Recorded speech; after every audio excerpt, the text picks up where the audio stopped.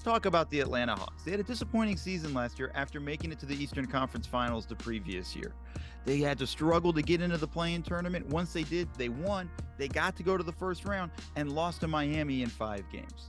They made a big move this offseason by trading for DeJounte Murray, but if all of this is going to work, it's going to start with Trae Young.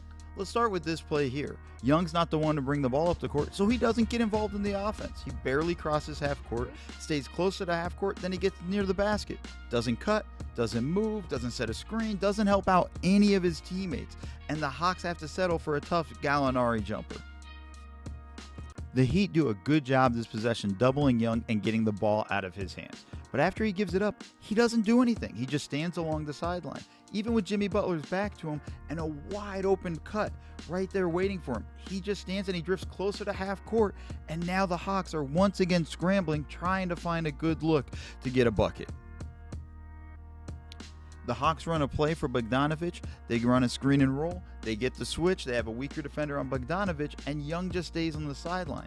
It allows Gabe Vincent to kind of focus in on the play. Young doesn't cut to the basket or drift along the three-point line as the ball's going down, and it allows Vincent to at least throw his hand in there as a reach, and again, the Hawks struggle to score on a possession.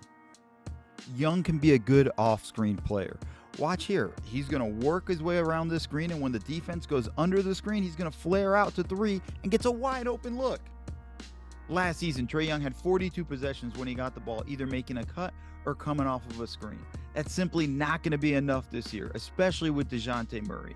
Murray's not a spot-up threat. He's going to need the ball in his hands, so Young's going to have to embrace working off the ball more and be a more willing participant in the offense when the ball's not in his hands. He can't just stand at half court like he did in the past and just hope the other Hawks make things happen. He's going to have to get involved when the ball's not in his hands.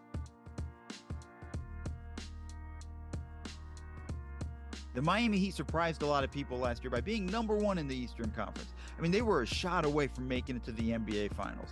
That shot didn't fall. They didn't make it to the finals, but you would have assumed everything would have worked out going into this season, except they had a quiet offseason and they lost a major contributor. The Miami Heat resist Jimmy Butler 3 away from eliminating the Boston Celtics in Game 7 of the Eastern Conference Finals. That said, Butler was amazing throughout the entire playoffs, averaging 29.4 points for the Heat and just really put this team on the back. Problem is, that load has gotten heavier with the departure of PJ Tucker, a dependable corner 3-point shooter, and more importantly, an unbelievable defender. You could put him on 1 through 5, and he would come up with timely steals like this one here against Jason Tatum. This was a major blow losing him, and now the Heat got to figure out how they're going to replace his minutes. First, they're probably going to look at Max Strus, who had a great year last year and solid defensively and has improved on that end.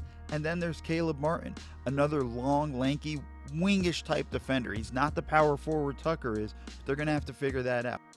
Or the Heat can go in a different direction by playing big and start Omar Yurtseven at center and Bam Adebayo at the power forward spot. It does create some spacing issues, but their defense should be solid. Speaking of Bam, he's got to be a lot more aggressive looking for a shot this season. He's got to average minimum 16 field goal attempts a game. They're going to need Kyle Lowry to be available on a more regular basis. He can't be in and out of the lineup like he was last season. They need his playmaking and his scoring to just ease the pressure off of Butler.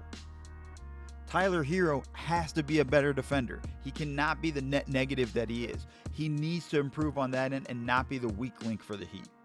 And they're going to need Victor Oladipo to be the Victor Oladipo of the Indiana Pacers when he was an All-Star. The Miami Heat have to figure out how they're going to fill that PJ Tucker-sized hole at the power forward spot. Maybe it's Max Strus, maybe it's Caleb Martin, but they're not traditional power forwards. Maybe you throw Jimmy Butler there, but again, you're putting even more pressure and more on his plate. On top of all this, they need to have an aggressive season from Bam Adebayo, a healthy season from Kyle Lowry, and they need Tyler Hero to step up defensively. If they get all of this, they might have a chance to be a contender in the East. The Charlotte Hornets have been a league pass team ever since drafting LaMelo Ball. And there's a reason why. He's a highlight maker. His passing, his ball handling, his drives to the rims, his shots, all make highlights, but they don't produce wins. The Hornets have been in the play-in tournament the past 2 seasons and have not been able to even get past the first game in the play-in tournament. They've gotten blown out both times. So some stuff has to change going into the next season. There's no denying the unbelievable offensive talent that Ball has, just the ball handling alone. Look here on this replay. The fake he gives Gobert to get him to take one step away is unreal. And then he has a great backcourt mate in Terry Rozier, another scoring guard who can help drive to the rim, knock down threes, and play make. But the problem for the Hornets has been their defense. With these small guards, they give up a ton of dribble penetration. They've never answered the question in terms of bringing a true center. And so now when guys get blown by to the rim, there's nobody to stop them. It's easy drive after easy drive. Some of this can be helped if they get a good season from Gordon Hayward, who has yet to play more than 50 games as a Charlotte Hornet, but his skill is undeniable. If he can stay healthy, he'll help them. Charlotte did make a big change this offseason by letting go James Borrego and replacing him with former Charlotte Hornets coach Steve Clifford. It's going to be his job to up the level of defense for this team and try to get them out of the play-in tournament. But that's not going to be an easy task for Coach Clifford. The Hornets have still yet to bring in a viable defensive center to provide some rim protection, and unless LaMelo Ball and Terry Rozier are going to pick up their defensive intensity, it's going to be a difficult road for the Hornets to not only get out of the play-in tournament, just to get in. The Orlando Magic finished last season with the second worst record in the NBA. But their biggest win was in the draft lottery. It's when they got the #1 pick and were able to draft Paolo Banchero. But besides Banchero, there's a couple of young guys to be excited about for this team to watch going into this year. Let's start with Franz Wagner, who had a great rookie campaign after being selected 8th in the 2021 draft. He was so good, he was selected for the first team all-rookie squad last season. And you can see why, averaging 15.2 points a game and attacking the rim.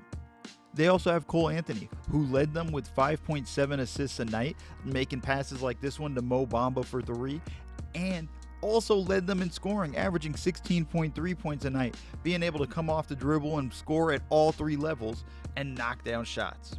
And then there's Bamba, who's not only a stretch big, but also a presence at the rim as he averaged 1.7 blocks a night for the Magic.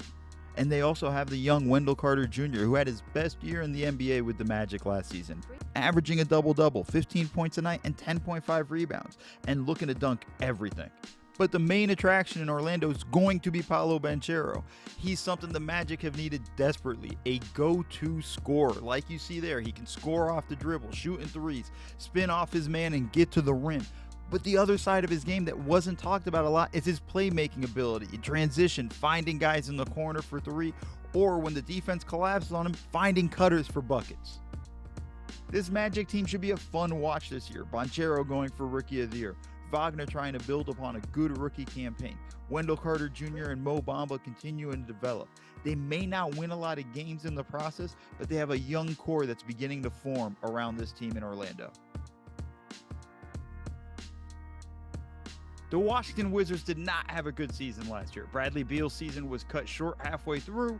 They didn't make it into the play-in tournament. They made a big trade for Kristaps Porzingis, but that really didn't pan out much. They've made some moves in the offseason. Let's see what it's going to look like for next year. Bradley Beal had a terrible season. His scoring average went down by 6 points. He shot the worst he ever did in his career from three-point land, and a lot of that had to do with a wrist injury that he ended up having season-ending surgery for about halfway through the season. But when he's on his game, he's an unbelievable scorer, and he's the #1 option for the Wizards, especially after signing the Supermax. Another guy that had a big year for the Wizards was Kyle Kuzma. He knocked down several big shots, game winners over and over again, and you could see the development of his game and the growth, and hoping that's something that's going to continue for the Wizards as they go on into this season. They made a big in-season acquisition for Kristaps Porzingis, who was pretty good for the Wizards when he was on the court, but that's the problem. Being on the court has been an issue for Kristaps Porzingis really ever since he tore his ACL in New York. Since then, he's not been able to maintain good health. In the offseason, the Wizards added Monty Morris and Will Barton. Morris is going to come in and try to provide a little bit more playmaking, a little more passing, take some of that responsibility off of Bradley Beal's shoulders. And Will Barton's going to come in as another long, lanky wing to replace Kentavious Caldwell-Pope, who they traded for him, to provide a little more scoring. He showed flashes of this in Denver, and they're hoping they're going to be able to get more scoring out of him in Washington. Washington is stuck on the treadmill of mediocrity, and that's the worst place to be in the NBA. They're too good to tank with a guy like Bradley Beal, and they're not good enough to break through in the Eastern Conference. They're going to need a big year from Kristaps Porzingis, which means he's going to have to stay healthy, something he hasn't done for a long time. Monty Morris and Will Barton are going to have to step in and contribute right away. Kyle Kuzma has to continue to develop, and they're going to need one or both of Rui Hachimura and Deni Avdija to take a development leap if they're going to really be more than just a play-in team this year.